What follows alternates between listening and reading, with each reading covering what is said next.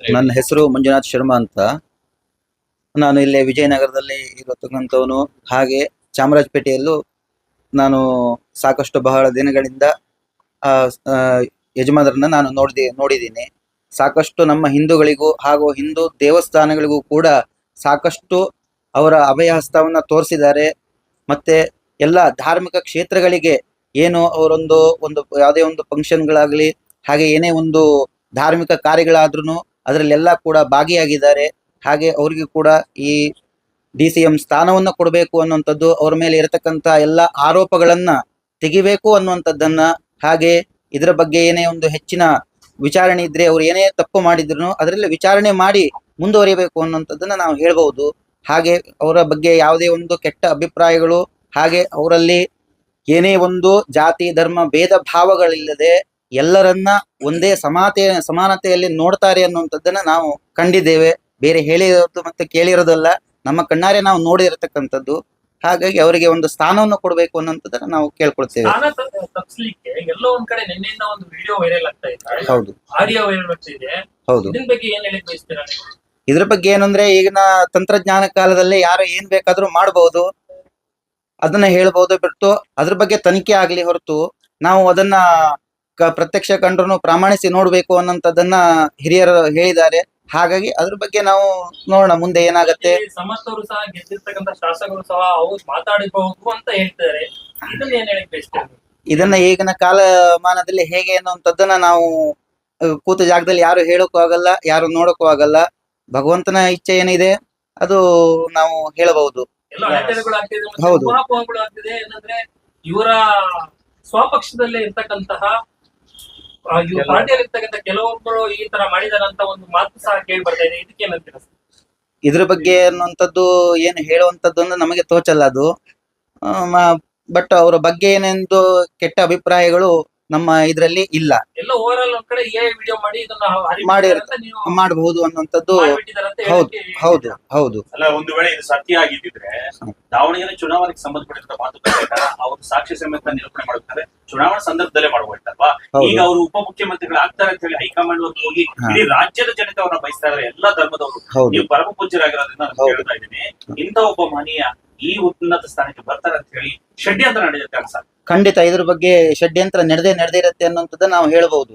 ಯಾಕೆಂದ್ರೆ ಇಷ್ಟು ದಿವಸ ಏನು ಇಲ್ದೇ ಇರೋದು, ಇವಾಗ ಅವರು ಉಪಮುಖ್ಯಮಂತ್ರಿ ಆಗ್ತಾರೆ ಅನ್ನುವಂತಹ ಸಮಯದಲ್ಲಿ ಈ ತರ ಮಾಡ್ತಾ ಇದ್ದಾರೆ ಅಂದ್ರೆ ಇದು ಷಡ್ಯಂತ್ರ ಅನ್ನುವಂಥದ್ದನ್ನೇ ಹೇಳಕ್ಕೆ ನಾವು ಬಯಸ್ತೇವೆ. ತೇಜ ಮಾಡೋದ್ರಿಂದ ಕರ್ಮ ಫಲಗಳು ಹೇಗೆ ಅವ್ರಿಗೆ ತೊಂದರೆ ಕೊಡ್ತವೆ? ಯಾರು ಮಾಡಿರ್ತಾರೋ ಅವರಿಗೆ ಇದು ಖಂಡಿತ ಭಗವಂತ ಶಿಕ್ಷೆಯನ್ನ ಕೊಟ್ಟೇ ಕೊಡ್ತಾನೆ. ಇದ್ರ ಮೇಲೆ ಏನು ಹೇಳುವಂತದ್ದು ಏನು ಇಲ್ಲ. ಪಕ್ಷದ್ರೋಹ ಮಾಡಿದಾರಂತ ಆರೋಪ ಮಾಡ್ತಿದ್ದಾರೆ, ಪಕ್ಷಕ್ಕೆ ದ್ರೋಹ ಮಾಡಿದಾರಂತ. ಪಕ್ಷಕ್ಕೆ ದ್ರೋಹ ಮಾಡಿದ್ದಾರೆ ಅನ್ನುವಂಥದ್ದನ್ನ ಇನ್ನು ಅವರು ಸಾಬೀತು ಮಾಡ್ಬೇಕು. ಈಗ ಇಂಥದ್ದೇ ದ್ರೋಹ ಮಾಡಿದ್ದಾರೆ ಅನ್ನುವಂಥದ್ದನ್ನ ನೀವು ಸಾಬೀತು ಮಾಡ್ಬೇಕೇ ಹೊರತು ನಾವು ಮಾತಾಡಿ ಅದು ಏನು ನಮ್ಮ ಇದರಲ್ಲಿ ಒಂದು ಗಾದೆ ಇದೆ, ಮಾಡಿದವ್ರ ಪಾಪ ಆಡದವ್ರ ಬಾಯಲ್ಲಿ ಅನ್ನುವಂತ ಹಾಗೆ. ಅವರು ನಾವು ಯಾರು ಕಣ್ಣಲ್ಲಿ ನೋಡಿಲ್ಲ, ಅವ್ರು ಏನು ಮಾಡಿದ್ದಾರೆ ಏನು ಬಿಟ್ಟಿದ್ದಾರೆ ಅನ್ನುವಂಥದ್ದನ್ನ ನಾವು ನೋಡಿಲ್ಲ. ಆದ್ರೆ ಅವ್ರ ಬಗ್ಗೆ ಈ ತರ ಹೇಳುವಂಥದ್ದು ಮತ್ತು ಜನರ ಮುಂದೆ ಈ ತರ ವೈರಲ್ ಮಾಡುವಂತದ್ದು ತಪ್ಪು ಅನ್ನುವಂಥದ್ದನ್ನ ನಾವು ಹೇಳಕ್ಕೆ ಬಯಸ್ತೇವೆ. ಸ್ವಾಮೀಜಿ, ಸರ್ವ ಧರ್ಮಗಳನ್ನ ಎಲ್ಲರನ್ನ ಹೃದಯದಲ್ಲಿ ತಗೊಂಡ ಹೋಗ್ತಕ್ಕಂತಹ ಜಮೀರ್ ಅಹಮದ್ ಅವರಿಗೆ ಏನ್ ಹೇಳಿ ಬಯಸ್ತೇವೆ? ಮುಂದೆ ಒಳ್ಳೇದಾಗ್ಲಿ, ಮುಂದಿನ ರಾಜಕೀಯ ಅವರ ಭವಿಷ್ಯ ತುಂಬಾ ಉತ್ತಮವಾಗಿರ್ಲಿ, ಅವರಿಗೆ ಒಂದು ಈ DCM ಪೋಸ್ಟ್ ಅನ್ನ ಕೊಡ್ಲಿ ಅನ್ನುವಂಥದ್ದನ್ನ ನಾವೆಲ್ಲ ಆಶಿಸ್ತೇವೆ. ಹೌದು.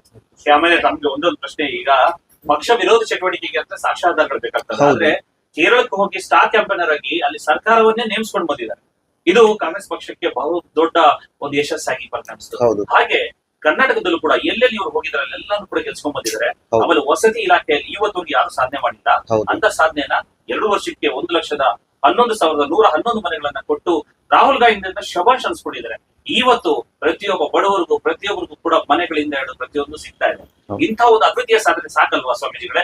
ಸರ್ಕಾರದಲ್ಲಿ ಇವರಿಗೆ ಉನ್ನತವಾದ ಸಿಗ್ಬೇಕು ಅಂತ ಸಾಕು. ಇದಕ್ಕಿಂತ ಹೆಚ್ಚಿನ ರೀತಿಯಂತದ್ದು ಇನ್ನು ಏನು ಬೇಡ ಅನ್ನುವಂಥದ್ದು. ಇದು ಅವರಿಗೆ ಒಂದು ಉತ್ತಮವಾದಂತ ಸ್ಥಾನ ಸಿಗಲಿ ಅನ್ನುವಂಥದ್ದನ್ನ ನಾವು ಬಯಸ್ತೇವೆ. ತಾವು ತಮ್ಮ ಶ್ಲೋಕ ಅಥವಾ ತಾವು ಸ್ತೋತ್ರದ ಮುಖಾಂತರ ಅವ್ರಿಗೆ ಏನಾದ್ರು ಆಶೀರ್ವಾದ ವಿಚಾರವಾಗಿ ಹೇಳ್ಬೋದು? ಖಂಡಿತ. ಸರ್ವೇ ಜನಾಃ ಸುಖಿನೋ ಭವಂತು ಅನ್ನುವ ಹಾಗೆ ಇವತ್ತಿನ ದಿವಸ ಅವರು ಎಲ್ಲ ಜನರ ಅಪೇಕ್ಷೆಯನ್ನ ಈಡೇರಿಸಿದ್ದಾರೆ ಮತ್ತು ಎಲ್ರಿಗೂ ಕೂಡ ಅದ್ಭುತವಾದಂತಹ ಅವರ ಕೈಲಾದಂತಹ ಸಹಾಯವನ್ನು ಮಾಡಿದ್ದಾರೆ.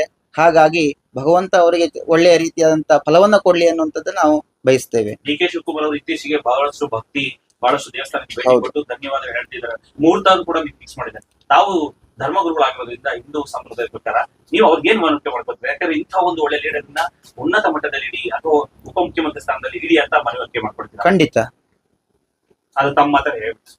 ಖಂಡಿತ ಇದನ್ನ ಮಾಡಬೇಕು. ಅವರು ಏನು ಒಂದು ಉನ್ನತ ಸ್ಥಾನದಲ್ಲಿ ಇಡಬೇಕು ಅವರನ್ನ.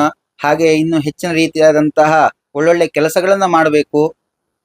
ಅಷ್ಟೇ ಬಿಟ್ರೆ ಬೇರೆ ಇನ್ನೇನು ನಾವು ಅಪೇಕ್ಷೆ ಮಾಡಕ್ಕಲ್ಲ. ಮುಂದಿನದೆಲ್ಲ ಭಗವಂತನ ಇಚ್ಛೆ ಆಗಿರುತ್ತೆ. ಹಾಗಾಗಿ ಎಲ್ಲ ಭಗವಂತನ ಎಲ್ಲ ದೇವರು ಒಂದೇನೆ. ಹಾಗಾಗಿ ನಾವು ಜಾತಿ ಮತ ಅದನ್ನ ಎಲ್ಲ ಇದು ಮಾಡ್ಬಿಟ್ಟು ಮಿಕ್ಸ್ ಮಾಡ್ಬಿಟ್ಟು ಎಲ್ಲ ಇದು ಮಾಡಬೇಡಿ. ಹಾಗಾಗಿ ಎಲ್ಲಾ ಸರ್ವಧರ್ಮ ಒಂದೇ ಅಂತ ಮಾಡ್ಬಿಟ್ಟು ಅವರಿಗೆ ಒಂದು ಅವಕಾಶವನ್ನು ಕೊಟ್ಬಿಟ್ಟು ಉಪಮುಖ್ಯಮಂತ್ರಿ ಸ್ಥಾನವನ್ನು ಕೊಡಬೇಕು ಅನ್ನೋಂಥದ್ದನ್ನ ನಾವು ಹೇಳಕ್ಕೆ ಅಪೇಕ್ಷೆ ಪಡ್ತೇವೆ. ಮಕ್ಕಳ ಹೈಯರ್ ಎಜುಕೇಶನ್, ಮಗಳ ಮದುವೆ, ಕನಸಿನ ಸ್ವಂತ ಮನೆ, ಇದಕ್ಕೆಲ್ಲ ಹೆಂಗೆ ಹಣ ಹೊಂದಿಸ್ಬೇಕಂತ ಟೆನ್ಷನ್ ಅಲ್ಲಿ ಇದ್ದೀರಾ? ಇರೋ ಚಿನ್ನನ ಅಡ ಬಿಟ್ರೆ ಬಡ್ಡಿ ಮೇಲೆ ಬಡ್ಡಿ ಕಟ್ಟಬೇಕು. ಮಾರಿಬಿಡೋಣ ಅಂದ್ರೆ ಅರ್ಧಕ್ಕರ್ಧ ಕೇಳ್ತಾರಂತ ಆತಂಕದಲ್ಲಿದ್ದೀರಾ? ಟೆನ್ಷನ್ ಬಿಡಿ. ನೀವು ಅಡವಿಟ್ಟ ಚಿನ್ನವನ್ನ ಬಿಡಿಸಿ ನಿಮ್ಮಲ್ಲಿರೋ ಹಳೆ ಚಿನ್ನವನ್ನ ಇಂದಿನ ಆನ್ಲೈನ್ ರೇಟಿಗೆ ಕೊಂಡುಕೊಂಡು ತಕ್ಷಣ ನಿಮಗೆ ಬಾಕಿ ಹಣ ಕೊಡ್ತೀವಿ. ಕೋಟ್ಯಾಂತರ ಜನರ ಆತ್ಮವಿಶ್ವಾಸ ಹಿಂದೂಸ್ತಾನ್ ಗೋಲ್ಡ್ ಕಂಪನಿ. ಇದು ನಮ್ಮೆಲ್ಲರ ಕಂಪನಿ.